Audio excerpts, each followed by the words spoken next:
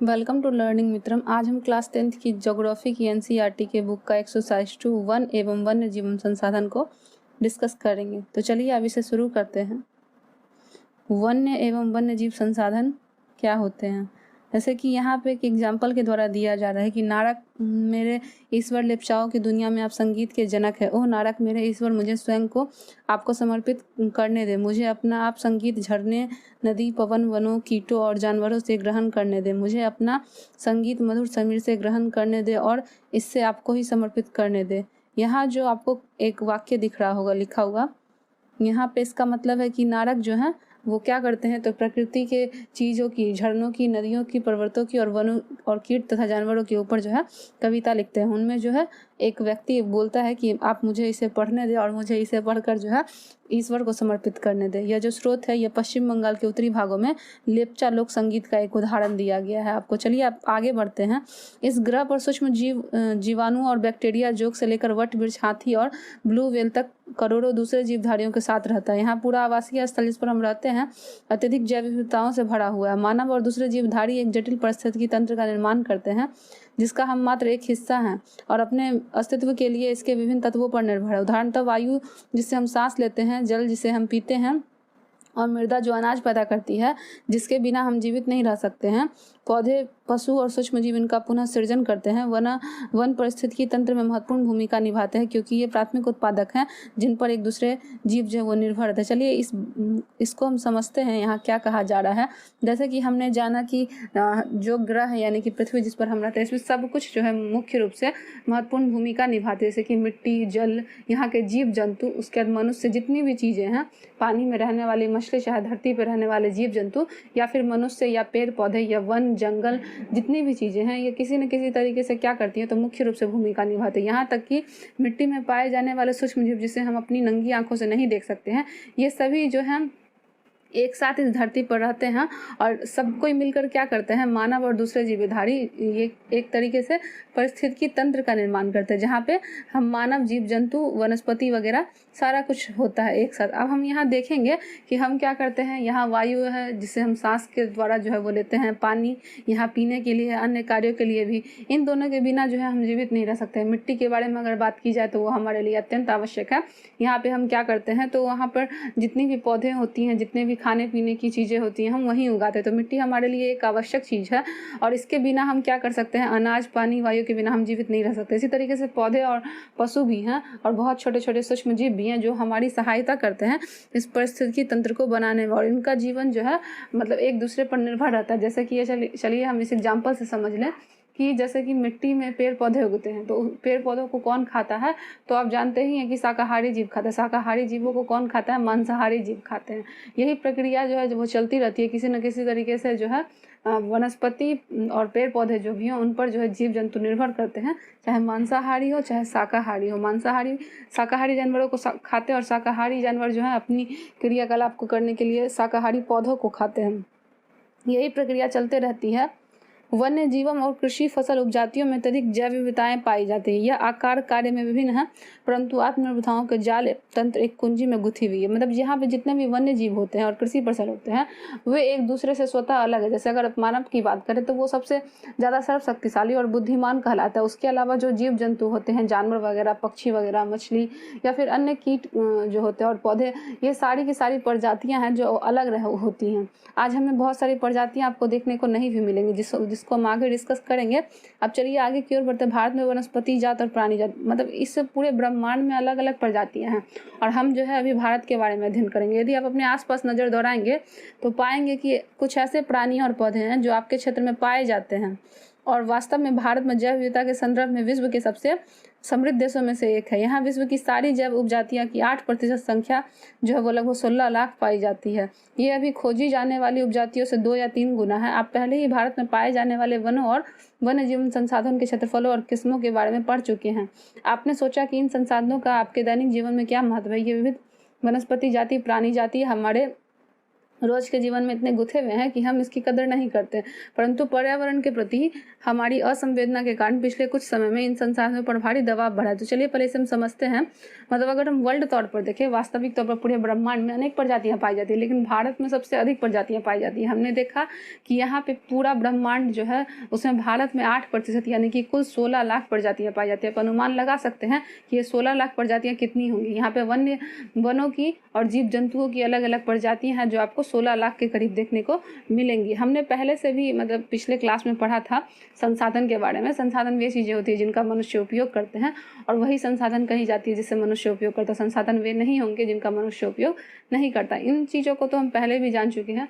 हमारे वास्तविक जीवन में और दैनिक जीवन में हम बहुत सारी चीज़ों का प्रयोग हर दिन करते हैं। जैसे कि मान लीजिए हम सब्जियां जो खाते हैं वो हर दिन खाते हैं। उसके बाद गेहूं से बनी रोटी या चावल या दाल या कोई भी मांस मछली या अन्य दुग्ध पदार्थ जो है उनका सेवन हम डेली करते हैं। ये सारी चीज़ें आती कहाँ से? तो ये प्रकृति से ही आती है, ब्रह्मांड से भी आती हैं। तो हम उसमें सबसे जो है भारत वो मुख्य देश है जिसमें कि अब बहुत सारी प्रजातियों के बारे में और इसमें किस्मों के बारे में पढ़ेंगे आगे। चलिए क्रियाकलाप को जान लें। आपके क्षेत्र में मानव और प्रकृति से संबंधित संबंधों पर प्रचलित कहानियों के बारे में पता लगा। चलिए इसे हम समझते हैं। आप भी अपने अगल बगल में देखें कि आपके स्थान मतलब जिस जगह पर आप रहते हैं वहाँ से कोई कहानी जो है वो प्रकृति या मानव से संबंधित है कि नहीं। अगर नहीं है तो आप खुद भी सोचें, इंटरनेट पर सर्च करें और जाने की क्या कहानियाँ हो सकती है। जैसे कि आपने सुना होगा चंपारण के बारे में, जहाँ पे महात्मा गांधी गए थे, चंपारण खेरा विद्रोह, जहाँ पे बहुत सारे लोग जो चिपको आंदोलन के बारे में भी आप लोगों ने जाना होगा कि वो लोग पेड़ को बचाने के लिए जो है पेड़ से चिपक गए थे। इस तरीके की बहुत सारी स्टोरी है।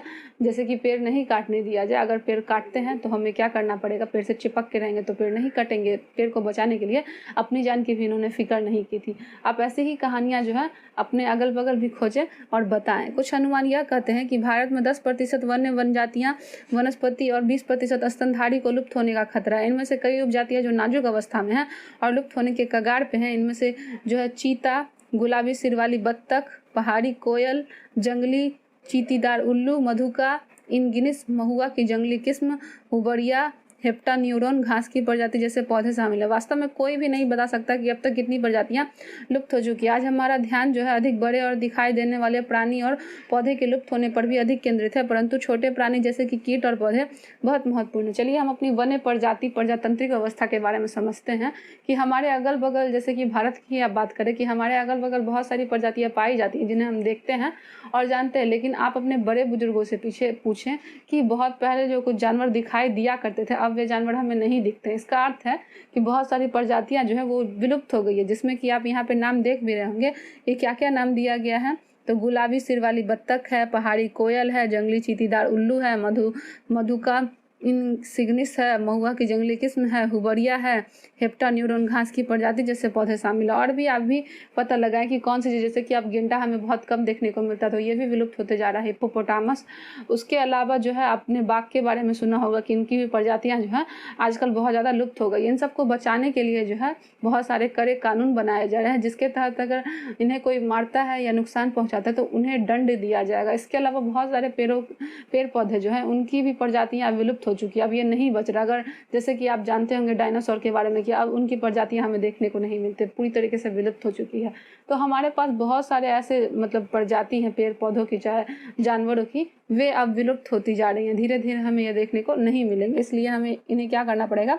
संरक्षित करना पड़ेगा। जैसे कि छोटे प्राणी, कीट और पौधे हमारे लिए क्या है? अत्यंत महत्वपूर्ण है। जैसे कि चलिए लुप्त होते हुए वन के बारे में जाने। भारत में जिस पैमाने पर वनों की कटाई हो रही है वो विचलित कर देने वाली बात है। देश में वन आवरण के अंतर्गत अनुमानित जो है 79.42 मिलियन हेक्टेयर क्षेत्रफल है। यह देश के कुल भौगोलिक क्षेत्रफल का 24.16% हिस्सा है। संघन वन यहाँ पे 12.2% है, खुला वन जो है वो 9.14% है और मैंग्रोव जो है वो 0.14% है। स्टेट ऑफ फॉरेस्ट की रिपोर्ट यह दी गई है 2015 के अनुसार जो है यह रिपोर्ट 2013 में संघन वर्षों के क्षेत्र में 3775 वर्ग किलोमीटर की वृद्धि हुई है, परंतु वन क्षेत्र में यह वृद्धि वन संरक्षण उपाय प्रबंध की भागीदारी तथा वृक्षारोपण से हुई है। यहाँ पे आपको एक पिक्चर दिख रहा होगा जिसमें आपको पता चल रहा होगा कि कितने सारे पेड़ पौधे जो हैं वो काटे जा चुके हैं। यह 2005 की रिपोर्ट है जिसमें यह बताया गया है कि आज भारत ही नहीं बल्कि पूरे विश्व में जो जनसंख्या बढ़ रही है उसके कारण जो है उन्हें रहने का स्थान चाहिए और रहने के स्थानों के लिए वो क्या कर रहे हैं? तो अपने आसपास के बड़े से पेड़ पौधों को वो काट रहे हैं। काटने के साथ क्या हो रहा है कि ये प्रजातियां जो है विलुप्त होते जा रही हैं। कहीं ऐसा ना हो जाए कि आदमी मतलब अपने रहने के स्थान के लिए जो है पेड़ पौधों को संरक्षण करना ही भूल जाए। इस सब वास्तविकता पर इसे ध्यान दिया गया और 2013 में जो है संघन वन की कटाई पर रोक लगाते हुए जो है इसमें वृद्धि भी की गई, जिसमें वृद्धि 3775 वर्ग किलोमीटर की थी।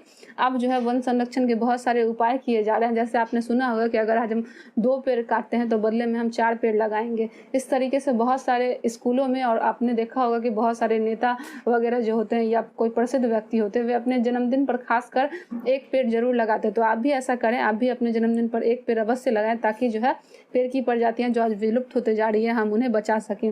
अगर हर बच्चा 1 पेड़ लगाएगा तो जितनी भी पेड़ काटी जाती हैं उनसे उन चीज़ों की पूर्ति भले हम नहीं कर सके, लेकिन हम जितने भी पौधे कट चुके हैं उनको थोड़ा सा कम कर सकते हैं, उनके संरक्षण के उपाय कर सकते हैं। आओ हम विभिन्न प्रकार के पौधे और प्राणियों की जातियों के बारे में पता लगाएं। अंतर्राष्ट्रीय प्राकृतिक संरक्षण और प्राकृतिक संसाधन, जिसका नाम है IUCN, इसके अनुसार जो है निम्नलिखित श्रेणियों में इसे विभाजित किया गया। जैसे कि मान लीजिए कि हमारे आसपास जितने भी पेड़ पौधे और जीव जंतु हमें आज नहीं दिख रहे हैं, उनकी जातियों को बचाने के लिए एक कार्यक्रम बनाया गया है जिसका नाम है प्राकृतिक संसाधन संरक्षण, और जिसे हम IUCN के नाम से जान सकते हैं। इसमें क्या क्या चीज़ें हैं इसके बारे में हम जानेंगे। जैसे कि सामान्य जातियाँ, ये वे जातियां हैं जिनकी संख्या जीवित रहने के लिए सामान्य मानी जाती है। जैसे कि पशु, साल और चीर और कृंतक, मतलब ये चीज़ें हमारे लिए आवश्यक है और इनको जीवित रखना है, इसलिए इनका संरक्षण जो है वो करना आवश्यक है। जिनके नाम है पशु यानी कि जानवर, साल वृक्ष और चीर के वृक्ष, और कृंतक यानी कि रोडेट्स। इन चीज़ों को हमको क्या करना पड़ेगा, संरक्षित रखना पड़ेगा। संकटग्रस्त जातियाँ जो अब हमें शायद बहुत कम दिखती हैं, 1 या 2 के मुकाबले वो नहीं दिखती हैं, जिनके विलुप्त होने का खतरा है, जिन विषम परिस्थितियों के कारण इनकी संख्या कम हुई है, यदि वे जारी रहती हैं तो इन जातियों का जीवित रहना कठिन है। काला हिरन, मगरमच्छ, भारतीय जंगली गधा, गेंडा, शेर पूंछ वाला बंदर, सगाई, मणिपुर हिरन जिसे कहते हैं, इत्यादि। इस प्रकार की जातियाँ जो हैं ये अब हमें बहुत कम दिखाई देती हैं। जैसे काले हिरन की प्रजाति है, तो हमने बहुत दिन पहले, मतलब आपने भी सुना होगा कि एक केस के बारे में जिसमें कुछ फिल्म स्टारों के द्वारा जो है काले हिरन को मार दिया गया था, जिसमें कि अब जो है इन्हें बचाने के लिए बहुत सारे कड़े कानून दिए गए हैं। कानून की नज़र में जो है सभी व्यक्ति समान होते हैं। अगर कोई भी इनका शिकार करता है तो उसे दंड भोगना पड़ेगा और बदले में जो है इसकी पूर्ति भी करनी पड़ेगी। तो हमें इन चीज़ों को बचाए रखना आवश्यक है। ये जितने जातियाँ हैं, जीव जंतु हैं, काला हिरन, मगरमच्छ, भारतीय जंगली गधा, गेंडा, शेर पूंछ वाला बंदर, संगाई, मणिपुर हिरन, इन जातियों को जो है अब सरकार संरक्षित कर रही है। अब आगे की ओर बढ़ते हैं, देखते हैं। जैसे कि यहाँ पे लिखा है सुवेद यानी कि वल्चर नेवल जातियाँ, ये वे जातियाँ हैं जिनकी संख्या घट रही हैं धीरे धीरे, और इनकी संख्या पर विपरीत प्रभाव डालने वाली परिस्थितियाँ नहीं बदलती, इनकी संख्या घटती रहती है। तो यह संकटग्रस्त जातियों में श्रेणी में शामिल हो जाएंगे। नीली भेड़, एशियाई हाथी, गंगा नदी की डॉल्फिन इत्यादि इस प्रकार की जातियों के उदाहरण हैं। अब चलिए इसे हम समझते हैं कि सुवेद जो है, वल्चर नेवल, ये जातियाँ अब कैसे विलुप्त होते जा रही हैं। तो जैसे कि मादा और नर दोनों होने आवश्यक हैं इनकी जातियों को बढ़ाने के लिए, तो आवश्यक यही है कि या तो केवल जो जितने भी बच्चे उनमें से केवल नर ही बचे हैं ये जातियां, या फिर मादा बची है, जिसके कारण जो है इनकी संख्या की पूर्ति नहीं हो पा रही और आने वाले समय में जो है ये विलुप्त हो जाएंगे। अगर हमें इन्हें बचाना है तो हमें क्या करना पड़ेगा, नर और मादा दोनों की प्रजातियां जो है वो समान रूप में बनाए रखनी होंगी। इनमें जो पशुओं के नाम है वो नीली भेड़, एशियाई हाथी और गंगा नदी की डॉल्फिन। अब इनकी संख्या जो है आप बहुत कम देख सकते हैं, ये बहुत ही कम बची और किसी भी तरीके से इनमें विस्तार नहीं हुआ है। अब आगे बढ़ते हैं। दुर्लभ जातियां जो रेयर हैं, हमें बहुत कम मिलेंगी। इन जातियों की संख्या बहुत कम है या सुवेद है। यदि इनको प्रभावित करने वाली विषम परिस्थिति नहीं परिवर्तित होती है तो इन संकटग्रस्त जातियों की श्रेणी में आ जाती है। मतलब वैसी जातियां जिनका बढ़ना अब मुश्किल है, मतलब नहीं बढ़ सकती हैं, उनको हम दुर्लभ जातियों की श्रेणी में रखते हैं। और ये ऐसी विषम परिस्थितियाँ हैं कि अगले कुछ समय बाद जो है ये हमें, जैसे डायनासोर विलुप्त हो चुके हैं वैसे अब हमें यह नहीं दिखाई देंगे। स्थानिक जातियाँ क्या हैं? प्राकृतिक या भौगोलिक सीमाओं से एक अलग विशेष क्षेत्र में पाई जाने वाली जातियां अंडमान टील, निकोबारी कबूतर, अंडमानी जंगली सुअर, अरुणाचल के मिथुन इन जातियों के उदाहरण हैं। ये जातियां स्थानिक जातियां कहलाती है और यह भी जो है किसी न किसी कारण, शिकार करने के कारण चाहे मांस मतलब खाने के कारण जो है अब ये हमें नहीं दिखती हैं, जिसमें कि अंडमान टीली, निकोबारी कबूतर, अंडमानी जंगली सुअर और अरुणाचल के मिथुन, इन जातियों को अब नहीं देखा जा सकता है। मतलब ये बहुत कम दिखाई देते हैं। इसका बहुत सारा कारण है। एक तो वातावरण में बहुत ज़्यादा केमिकल भी फैल जाने के कारण, जैसे आपने सुना होगा कि गिद्ध वगैरह जो है वो इसलिए मर रहे थे क्योंकि एनड्रिल नाम की एक रासायनिक मतलब दवाई थी जिसके कारण वो मर रहे थे। अब इन चीज़ों को बंद कर दिया गया ताकि गिद्धों की जनसंख्या को बचाया जा सके। इसी तरीके से निकोबारी कबूतर, अंडमानी जंगली सुअर और अरुणाचल के मिथुन जो है, इन जातियों को भी बचाने का प्रयत्न किया जा रहा है। लुप्त जातियां जो आजकल पूरी तरह विलुप्त हो चुकी हैं और हमें नहीं देखने को मिलेंगी, ये वे जातियां हैं जिनके रहने और आवासों के खोजने पर अनुपस्थित पाई गई। जैसे मान लीजिए कि बहुत सारे जानवरों के रहने के लिए जो अनुकूलन है परिस्थितियाँ वो जंगल ही है, लेकिन मानव अपनी जनसंख्या वृद्धि के कारण जो है उन्हें स्थान चाहिए और स्थान के लिए वो जंगलों को नित दिन काटे जा रहा है, जिसके कारण बहुत सारे जानवर जो है उस अनुकूल परिस्थितियों में नहीं रह पाते हैं, जिसके कारण इनकी मृत्यु हो जाती है और हमें यह अब नहीं देखने को मिल रही हैं। ये कौन कौन से क्षेत्र हैं ऐसे उपस्थानीय क्षेत्र हैं जिसमें कि प्रदेश, देश, महाद्वीप या पूरी पृथ्वी से ही या विलुप्त हो चुकी है। और ऐसी उपजातियां जो है देश में एशियाई चीता और गुलाबी सिर वाली बत्तख भी शामिल है, जिन्हें अब हम नहीं देख सकते हैं। अब आगे की ओर बढ़ते हैं। एशियाई चीता कहाँ चला गया? भूमि पर रहने वाला दुनिया का सबसे तेज स्तनधारी प्राणी जो है चीता बिल्ली के परिवार का एक अजूबा और विशेष सदस्य है, जो कि 112 किलोमीटर प्रति घंटा की रफ्तार से दौड़ता था। लोगों को आमतौर पर भ्रम रहता था कि चीता एक तेंदुआ होता है।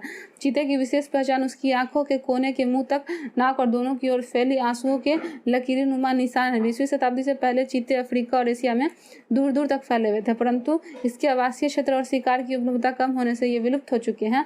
और भारत में तो यह जाति बहुत ही पहले 1952 में ही विलुप्त हो चुकी थी। अब चलिए हम इसे समझते हैं कि जो चीता था वो काफ़ी ज़्यादा तेज़ दौड़ता था, जिसे हम एशियाई चीते के नाम से जानते थे। यह भारत में तो 1952 में ही लुप्त हो गया, लेकिन जिन जगहों पर यह अफ्रीका और कुछ जगहों पर यह हमें देखने को मिल रहा था, जो कि 112 किलोमीटर की रफ्तार से दौड़ता था। इसका कारण क्या था कि जो अनुकूल परिस्थितियाँ थी इसके लिए, जंगल वगैरह, वो भी कटते चले गए। एक यह भी कारण है कि इसकी प्रजातियाँ विलुप्त हो गई। दूसरा क्या कारण है कि इन्हें खाने पीने की चीज़ें नहीं मिल सकी। अब जंगल अगर साफ हो गया तो वहाँ पे जीव जंतु भी नहीं होंगे। अगर जीव जंतु नहीं होंगे तो ये चीते खाते क्या? तो हो सकता है कि भूखे मरने के तदोपरांत या इनकी प्रजातियां नहीं रहने के कारण जो है धीरे धीरे के ये पूर्ण तरीके से समाप्त हो चुकी है। अब शायद ही आपको ये चीज़ें देखने को मिलेंगी। हाल की ही यह जानकारी है कि 20वीं शताब्दी से जो है चीते अफ्रीका और एशिया में दूर दूर तक फैले हुए थे पहले, लेकिन अब हमें यह नहीं देखने को मिलते हैं।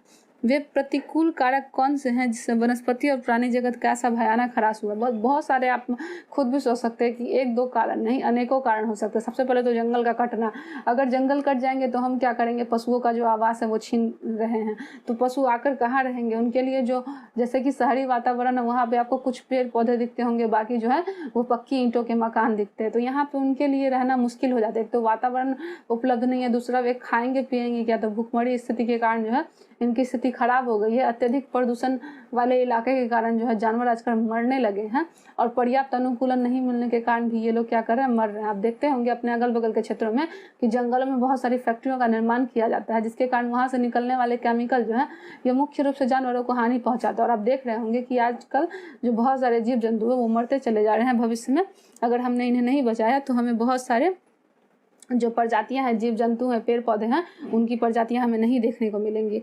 यदि आप चारों ओर नज़र दौड़ाएंगे तो आप पाएंगे कि किसी प्रकार का हमने प्रकृति के संसाधनों में परिवर्तन कर दिया है, मतलब पूरी तरीके से परिवर्तन किया है। आप भी मतलब खुद सोच सकते हैं। जैसे कि चलिए अब यहाँ पे हम देखते हैं जो चीज़ें विलुप्त हो चुकी हैं उनके बारे में। कुछ लुप्त और दुर्लभ संकटग्रस्त जातियाँ, ये कर्नाटक में पाए जाने वाले हेट्रोमीटरस के बाद जो है दिया गया, जैसे कि आप यहाँ पे देखिए कि एक केकड़े का चित्र दिया हुआ है जिसका नाम है हेट्रोमीटरस कार्नोसिस। ये जो है ये प्रजाति आपको अब बहुत कम देखने को मिलती है, नहीं के बराबर। ये पश्चिमी घाट में दक्षिण भाग में पाया जाने वाला आर्कलेंडा है। ट्रॉन्थवेन कोरियन गैम्बल पोएसी, जिसका उपयोग चटाई की टोकरी बनाने में किया जाता था, यह भी आपको अब नहीं दिखता। उसके बाद है एम्बेलिका राइबीज है। यहाँ पे कच्चे फलों वाला संकटग्रस्त औषधि लता है, जो कि अब आपको ये भी बहुत कम देखने को मिलता है। ये संकटग्रस्त प्रजातियां हैं जो हमें बहुत कम देखने को मिलती हैं। इसके बाद चलिए हम देखें यहाँ पे ये साइकस ब्रिड्रोमीडायर पूर्वी घाट पर पाया जाने वाला दुर्लभ एक जो है साइकेट है, जो कि अभी देखने को नहीं मिलता है। ये भी संकटग्रस्त हो चुके हैं। ये संकटग्रस्त निकोबारी मेगोपोड है, मतलब पक्षियों की तरह हैं ये, देखने में पक्षियां ही हैं जो कि अब नहीं देखने को मिलती। ये सारी प्रजातियां जो है आजकल कहीं लुप्त हो चुकी हैं और इसका कारण जो है वो कहीं ना कहीं बहुत हद तक मानव है। ये लुप्त और दुर्लभ प्रजातियां हैं। हमें लकड़ी, छाल, पत्ते, रबर, दवाई, भोजन, ईंधन, चारा, खाद इत्यादि प्रत्यक्ष व परोक्ष रूप से वनों और वन्य जीवन से प्राप्त होते हैं। इसलिए हम ही हैं जिन्होंने वन और वन जातियों को नुकसान पहुंचाया है। भारत में वनों का सबसे बड़ा नुकसान उपनिवेशिक काल में रेल लाइन, कृषि व्यवसाय, वाणिज्यिक वानिकीकरण और खनन क्रियाओं में वृद्धि हुई है। स्वतंत्रता प्राप्ति के बाद वन साधनों के सिकुड़ने से ही कृषि का फैलाव महत्वपूर्ण कारणों से हो रहा है। भारत में वन सर्वेक्षण के अनुसार 1951 से 1980 के बीच में लगभग 26,200 वर्ग किलोमीटर वन क्षेत्र कृषि भूमि में परिवर्तित किया गया। अधिकतर जनजातियां क्षेत्रकर विशेषकर पूर्वोत्तर और मध्य भारत में स्थानांतरित झूम खेती अथवा स्लेश और बर्न खेती के चलते वनों की कटाई या न्यूनीकरण से हुआ। चलिए हम इसे समझते हैं कि बहुत हद तक जो है ये प्रजातियां जो विलुप्त हो रही है, इसका कारण पूर्ण रूप से मानव ही है, क्योंकि मानव अपने रहने के लिए स्थान खोजता, स्थान के लिए उसने क्या किया है, तो जंगल काट दिया। और ये बहुत सारी ऐसी सुविधाएं, मनुष्य खाने पीने की चीज़ें जो है, पहनने ओढ़ने की चीज़ें जो है उन्हें किससे मिलती हैं, तो वन और जंगल से ही मिलती है। इसके अलावा भोजन, ईंधन, चारा, खाद, ये सारी की सारी चीज़ें, दवाइयाँ, छाल, पत्ते, रबर, लकड़ी, ये सारी चीज़ें जो है उन्हें पूरी तरीके से वन से प्राप्त होती हैं और उसके कारण जो है इन्होंने वन्य जीवन को काटना शुरू कर दिया। पहाड़ी क्षेत्र पर भी आप देखते हैं कि पहाड़ों को काट कर खेती की जाती है, वहाँ पर रहने वाले जीव जंतुओं को भी इससे काफ़ी ज़्यादा हानि हुई है। आपने जंगल में आग लगाने के बारे में सुना होगा कि वहाँ पे जो मतलब खेती वगैरह होती है पहाड़ पर, तो उनको जो मतलब उर्वरता बचाने के लिए क्या किया जाता है, वहाँ पर आग लगा दी जाती है, जिससे कि वही जले हुए पदार्थ जो बच जाते हैं वो उर्वरक का काम करते हैं। तो ये सारी पद्धति जो है जिसके कारण जो है पूरी तरीके से वन्य जीवन को नुकसान हुआ है। एक आंकड़े की आप बात करें तो भारत में स्वतंत्रता प्राप्ति के बाद जो है बहुत सारी रेलवे लाइन बिछाई गई, जिससे कि जंगल काट दिए गए, फैक्ट्रियां स्थापित की गई, जिससे जंगलों में कटाई होने लगी। ये सब बहुत सारे ऐसे कारण हैं जिन्होंने, और खनन सबसे ज़्यादा, जो हम मिनरल निकालने के लिए खनन करते हैं, खुदाई करते हैं, विस्फोटक पदार्थों का इस्तेमाल करते हैं, उससे पूरी तरीके से वन्य जीवन जो है वो प्रभावित होती है।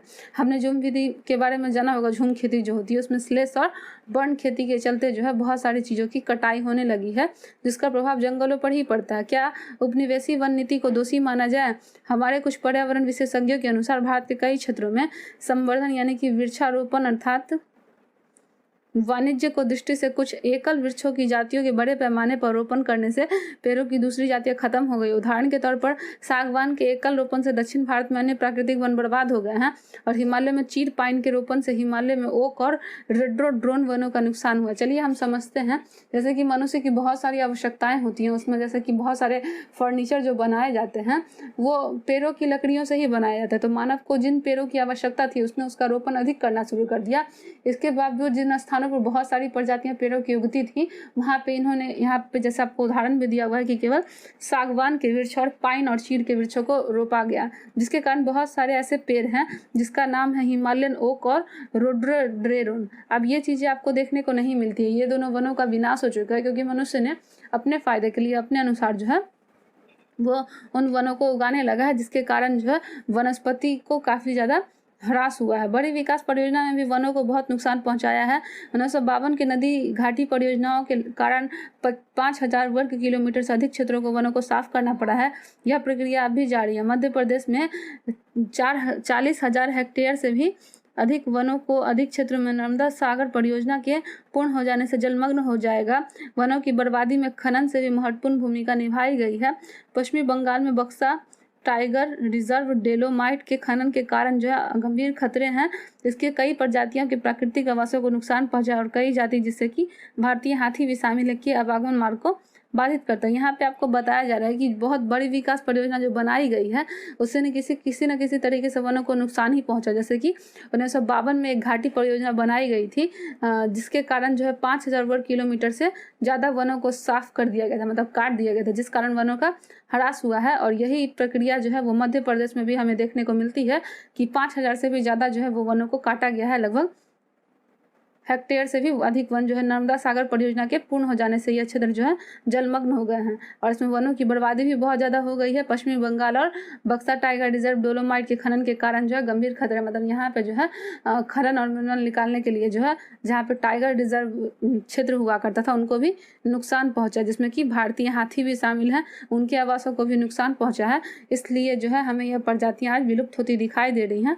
बहुत से वन अधिकारी और पर्यावरणविद मानते हैं कि संसाधनों की बर्बादी में पशु चारण और ईंधन के लिए लकड़ी कटाई मुख्य रूप से भूमिका निभाता है। यद्यपि इसमें कुछ सच्चाई हो सकती है, परंतु चारे और ईंधन हेतु लकड़ी की आवश्यकता की पूर्ति पेड़ों की टहनियाँ काटकर की जाती है, न कि पूरे पेड़ को काटकर। वन पारिस्थितिकी तंत्र देश के मूल्यवान वन्य पदार्थ, खनिज और अन्य संसाधनों के संचय कोष हैं जो तेजी से विकसित होती है। औद्योगिक शहरी अर्थव्यवस्था की मांग की पूर्ति के लिए महत्वपूर्ण है। ये आरक्षित क्षेत्र अलग अलग लोगों के लिए अलग अलग मायने रखते हैं और विभिन्न वर्गों के बीच संघर्ष के अनुकूलन परिस्थिति पैदा करते हैं।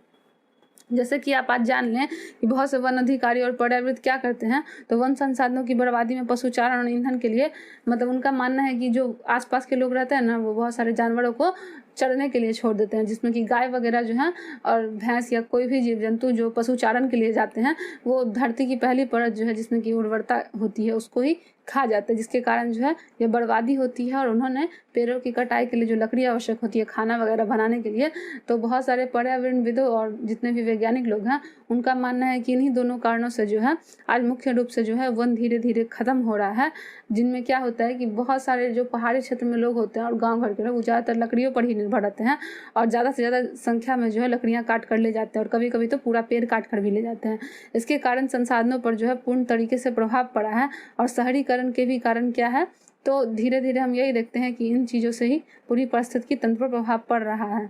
हिमालयन वन जो है वो संकट में। हिमालयन वन यानी कि चीड़ की प्रकार का सदाबहार वृक्ष एक औषधीय पौधा है जो हिमाचल प्रदेश के अरुणाचल प्रदेश के कई क्षेत्रों में पाया जाता है और जड़ों से टक्सोल नामक रसायन निकाला जाता है और इसके कुछ कैंसर रोगों के उपचार में इसका प्रयोग किया जाता है। इससे बनाई जाने वाली दवाई विश्व में सबसे अधिक बिकने वाली कैंसर औषधि है। इसके लिए अत्यधिक निष्कासन के लिए वनस्पति जाति को खतरा पैदा हो गया। पिछले एक दशक में हिमाचल प्रदेश और अरुणाचल प्रदेश के विभिन्न क्षेत्रों में यव के हजारों पेड़ जो है सूख गए हैं। चलिए हम हिमालय यव जो है उसके बारे में जाने कि ये वन जो है वो संकट में आ चुके हैं। चीड़ एक प्रकार का वृक्ष है जिसकी जो जड़ें होती हैं उससे कैंसर की दवा तैयार होती है। आप सोच सकते हैं कि विश्व में बहुत ज़्यादा जगहों पर कैंसर की दवा इस्तेमाल की जाती है, जो कि कहाँ से प्राप्त किए जाते हैं, तो हिमाचल प्रदेश और अरुणाचल प्रदेश से। इसके कारण जो है बहुत सारे पेड़ों को आज काटा गया है, जिसके कारण जो है पेड़ की प्रजातियां जो है आज नष्ट होने लगी है और बहुत सारे इलाकों में तो हिमाचल प्रदेश और अरुणाचल प्रदेश में बहुत सारे पेड़ सूख भी गए हैं। भारत में जैव विविधता को कम करने वाले कारकों में वन्य जीवन के आसपास